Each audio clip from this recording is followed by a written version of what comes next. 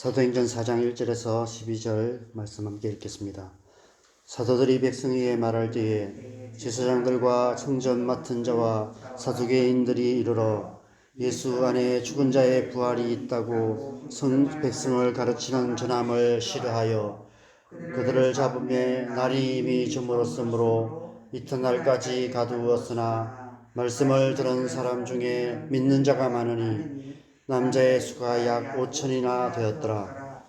이튿날 관리들과 장로들과 서기관들이 예루살렘에 모였는데 대제사장 안나스와 가야바와 요한과 알렉산더와 및 대제사장의 문중이 다 참여하여 사도들을 가운데 세우고 묻되 너희가 무슨 권세와 누구의 이름으로 이 일을 행하였느냐. 이에 베드로가 성령이 충만하여 이르되 백성의 관리들과 장로들아, 만일 백자에게 행한 착한 일에 대하여 이 사람이 어떻게 구원을 받았느냐고 오늘 우리에게 질문한다면 너희와 모든 이스라엘 백성들은 알라.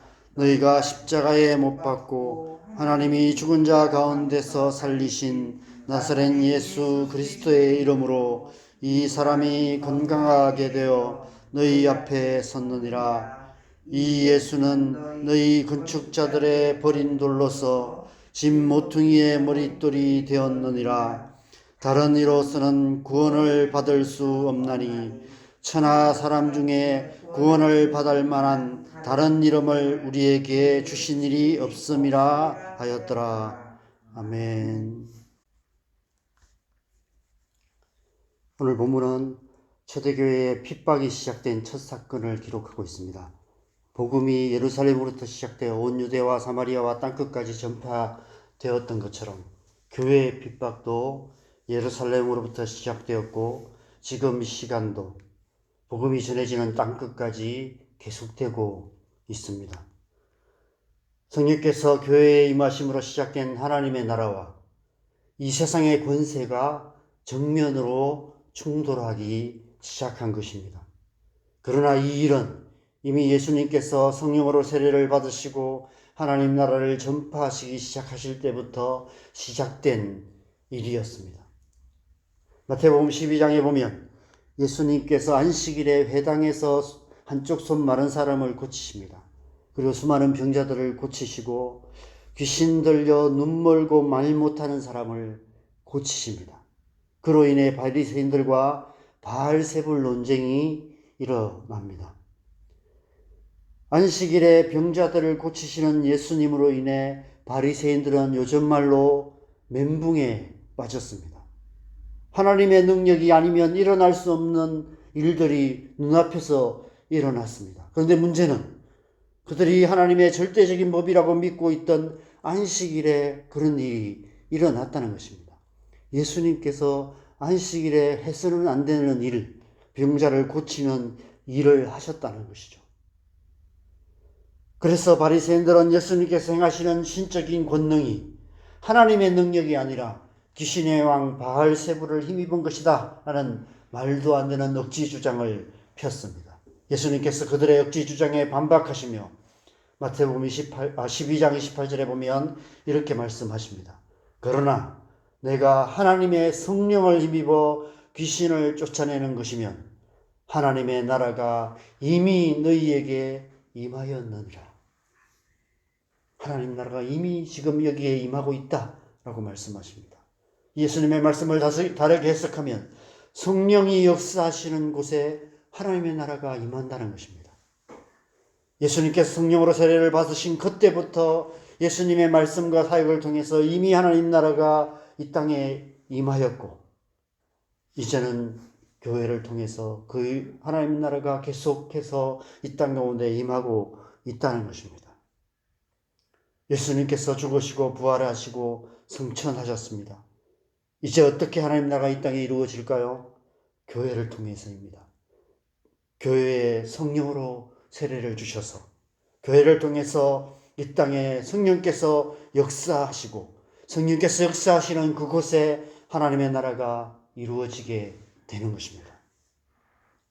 지금도 교회 안에 우리의 삶 속에 성령께서 역사하심으로 말미암아 우리 안에 하나님 나라가 이루어져 가고 있고 우리의 가정에 우리가 살아가는 이 땅 가운데 온 땅과 열방 가운데 하나님의 나라가 이루어져 가고 있는 것이죠.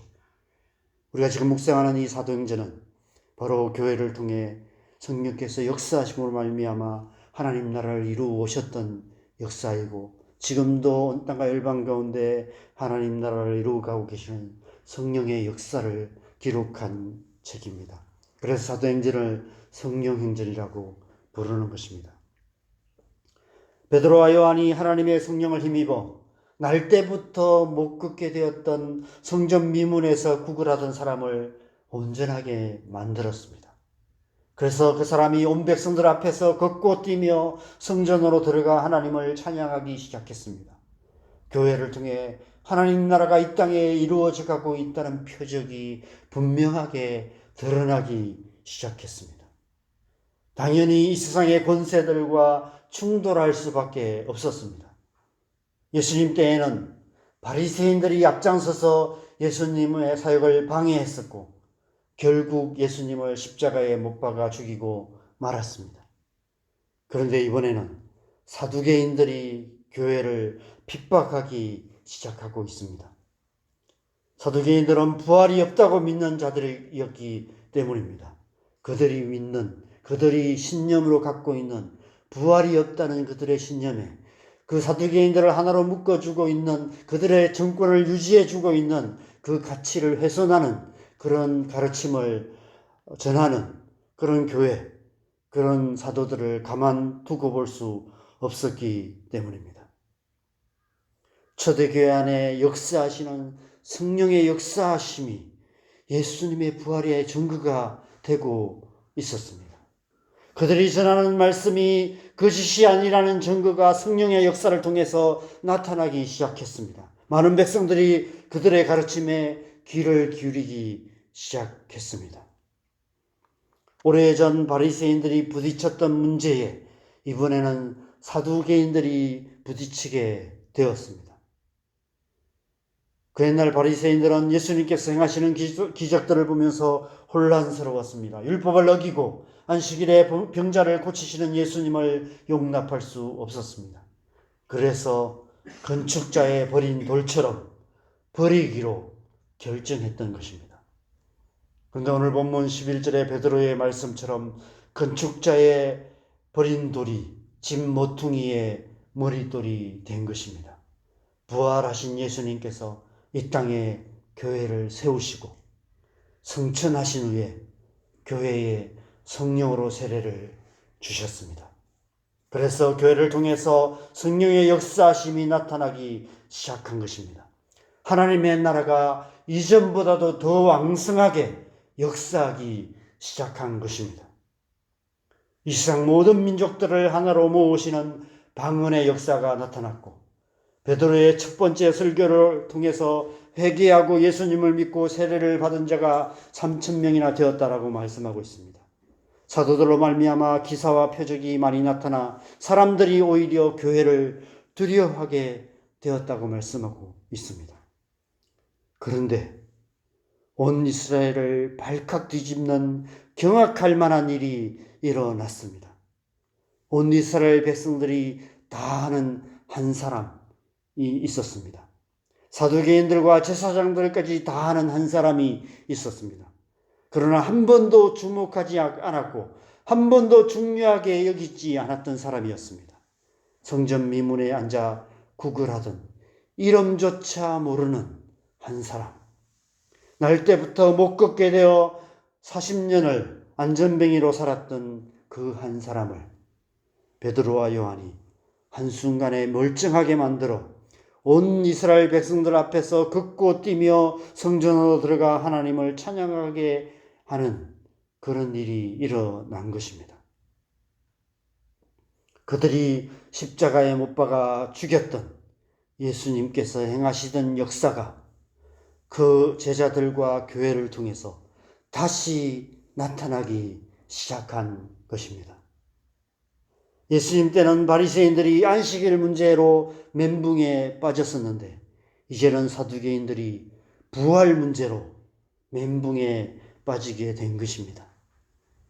지금 자기들의 눈앞에 일어난 일이 교회가 전하는 예수 안에 죽은 자의 부활이 있다는 가르침이 진리라는 사실을 증거하고 있기 때문입니다. 그래서 이번에는 사두개인들이 앞장서서 교회를 핍박하기 시작합니다. 오늘 본문 2절에 보면 예수 안에 죽은 자의 부활이 있다고 백성을 가르치고 전함을 싫어하였다라고 말합니다. 그래서 베드로와 요한을 잡아 가두었다라고 말씀하고 있습니다. 그러나 이미 예수님을 통해 그리고 교회를 통해서 이 땅에 역사하기 시작한 그 하나님 나라의 역사를 그 누가 어떻게 막을 수 있겠습니까? 3절에 제사장들과 성전 맡은 자와 사두개인들이 베드로와 요한을 잡아 이튿날까지 가두었는데 곧이어 4절 말씀을 보면 말씀을 들은 사람 중에 믿는 자가 많으니 남자의 수가 약 5천이나 되었더라 라고 말씀하고 있습니다. 앞서 3장에 기록된 베드로의 두 번째 설교를 통해서 이미 예수님을 믿게 된 자가 남자만 5천 명이나 되었다라고 말씀하고 있습니다. 베드로와 요한을 잡아 가둔다고 막을 수 있는 일이 아니었다는 것입니다. 이미 폭발적인 하나님 나라의 역사가 일어나기 시작했음을 이 기록을 통해서 증거하고 있는 것이죠. 8절에서 12절 말씀을 한번 보실까요? 8절에서 12절 말씀은 사도행전에 기록된 베드로의 세 번째 설교입니다. 그런데 이 설교를 듣는 청중이 누구입니까? 5절, 6절을 보면 관리들과 장로들과 서기관들, 그들이 예루살렘에 모였는데 대제사장 안나스와 가야바와 요한과 알렉산더와 및 대제사장의 문중이 다 참여했다라고 말씀하고 있습니다. 당시 유대인들의 지도자들, 당시 유대인들의 가장 유명한 사람들, 이름 깨나 있는 사람들이 다 모였다라고 말씀하고 있습니다. 그들이 베드로의 세 번째 설교의 청중들이었습니다. 어제 본문이었던 사도행전 3장에 이름이란 단어가 3번 기록되어 있었는데 오늘 본문에도 3번 기록되어 있습니다. 먼저 7절에 유대인의 지도자들, 이름 있는 사람들이 모여서 사도들을 가운데 세우고 이렇게 묻습니다. 너희가 무슨 권세와 누구의 이름으로 이 일을 행하느냐? 누구의 이름으로 이 일을 행하느냐라고 묻습니다. 이 질문에 대해 베드로가 10절에 이렇게 대답합니다. 너희가 십자가에 못 박고 하나님이 죽은 자 가운데서 살리신 나사렛 예수 그리스도의 이름으로 이 사람이 건강하게 되어 너희 앞에 섰느니라. 누구의 이름으로 이냐라는 질문에 부활하신 나사렛 예수 그리스도의 이름을 증거하고 있는 것입니다. 그리고 곧이어 오늘 본문 마지막 12절에 다른 이로서는 구원을 받을 수 없나니 천하 사람 중에 구원을 받을 만한 다른 이름을 우리에게 주신 일이 없음이라 라고 담대히 선포하고 있습니다. 이름이라는 단어를 중심으로 살펴보면 7절에 누구의 이름과 12절에 다른 이름 사이에 나사렛 예수 그리스도의 이름을 기록하고 있습니다. 어떤 의미입니까? 그 누구의 이름도 그 다른 이름도 아닌 오직 예수 그리스도의 이름밖에 없다는 것입니다. 부활하시는 예수 그리스도의 이름만이 우리를 구원하는 이름이라는 것입니다. 너희가 십자가에 못 박고 하나님이 죽은 자 가운데서 살리신 나사렛 예수 그리스도의 이름, 그 이름밖에 우리를 구원할 다른 이름이 없다는 것입니다. 그 이름은 너희가 십자가에 못 박아 죽인 이름이 분명하지만 그러나 묘비명에 새겨진 죽은 이름이 아니라는 것입니다. 하나님께서 죽은 자 가운데서 살리셔서 모든 믿는 자들을 구원하시는 살아계신 이름, 부활의 이름이라는 것입니다. 그 이름 안에 죽은 자의 부활이 있음을, 누구든지 그 이름을 믿는 자는 구원을 받아 마지막 날에 부활하게 될 것이라는 사실을 담대하게 확신 있게 증거하고 있는 것입니다. 어떻게 이처럼 담대하게 확신 있게 부활하신 예수 그리스도의 이름을 증거할 수 있었을까요? 그것도 모든 지도자들이 모인 자리에, 7개나 있는 사람들이 모인 자리에, 오늘날로 말하면 대통령과 모든 국무위원들이 다 모여 있는 그런 자리에, 모든 지도자들이 모인 그 자리에 담대하게 확신 있게 예수 그리스도의 이름을 증거하고 있는 것입니다. 8절에 베드로가 성령으로 충만하였기 때문이다 라고 말씀하고 있는 것이죠. 성령께서 베드로를 통해서 부활하신 예수 그리스도의 이름을 증거하고 계시는 것입니다. 그래서 사도행전은 성령행전이라고 부르는 것입니다. 성령께서 사도들을 통해서, 성령께서 교회를 통해서, 성령께서 사도 바울을 통해서 부활하신 예수 그리스도의 이름을 예루살렘과 온 유대와 사마리아와 땅끝까지 증거하셨던 기록, 그것이 사도행전이기 때문입니다. 지난 2000년의 역사 속에, 교회 역사 속에서 성령께서 땅끝까지 행하시는 일이 바로 그 일입니다. 그 일을 교회를 통해서, 저와 여러분을 통해서 행하고 계시는 것입니다. 그래서 우리가 날마다 성령 충만함을 받아야 하는 것입니다.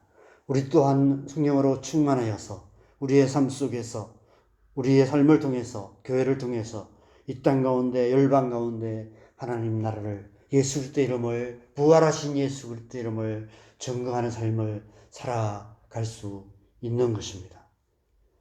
그렇게 살아갈 때 우리의 삶을 통해서 우리의 가정에, 우리가 살아가는 이 땅 가운데 하나님 나라가 이루어져 가는 것입니다.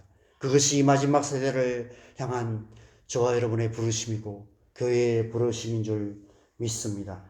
날마다 성령으로 충만하여서 부활하신 예수 그리스도의 이름을 담대하게 확신 있게 우리 사는 이 땅에, 나아가 온 땅과 열방 가운데 증거하는 정인된 삶을 살아가는 저와 여러분 되시고 우리 교회 되기를 주님의 이름으로 간절히 축원합니다. 함께 기도하겠습니다.